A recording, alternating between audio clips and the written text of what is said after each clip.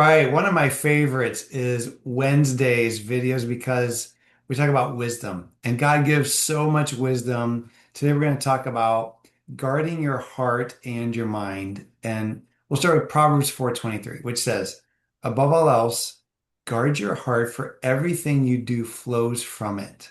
That's a pretty strong statement. Everything you do flows from your inner life. As a matter of fact, your decisions flow from your inner thoughts. And it's estimated that we make over 35,000 decisions per day, each one of us. There are a lot of opportunities to hear God, but there's also a lot of opportunities to go our own way.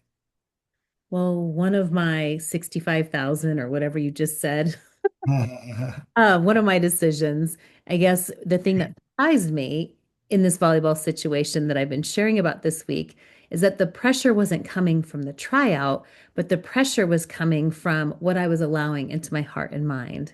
And so the more I entertained fearful thoughts, the heavier the decision felt. I had FOMO. Modern words from an ancient word Bible that we're using in modern times. So, fear of missing out, and it's such an important distinction. So, I'm going to say, here's where the wisdom is for Wisdom Wednesday. Many times we're trying to manage circumstances when God is inviting us to guard our hearts, because what enters our heart eventually influences all of our decisions. Yeah, and if I'm honest, the voice that was getting my attention was not God's voice. It was the voice of pressure. And it was the voice that was telling me, don't miss out. Everyone else is doing more. You need to make the perfect decision. And the more I listened to that voice, the less peace I had.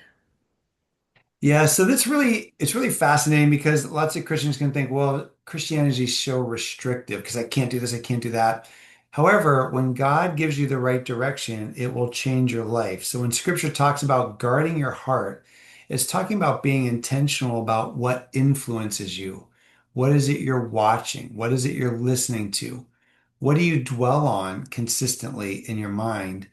And then again, what voices do you allow that shape your thinking? Once I stopped feeding those fears and started listening to God's perspective, everything changed. The situation didn't change, but my heart did. And so it's exactly what the Stay Slow teaches. Spirit, surrender, thought, surrender, and those daily practices are how we guard our hearts. So here's a challenge. Identify one voice or one influence or one input in your life that's making it harder to hear God's voice.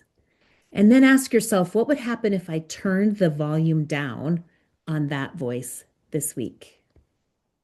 Yeah, and so we'll make this final statement, and whatever fills your heart eventually directs your life. So really think about even deeper than just your thoughts, your passions, the things that are most important. What's under all of it in your heart? And God knows. So surrender it to Him. Have a great Wednesday. We will see you tomorrow with Thoughtful Thursday.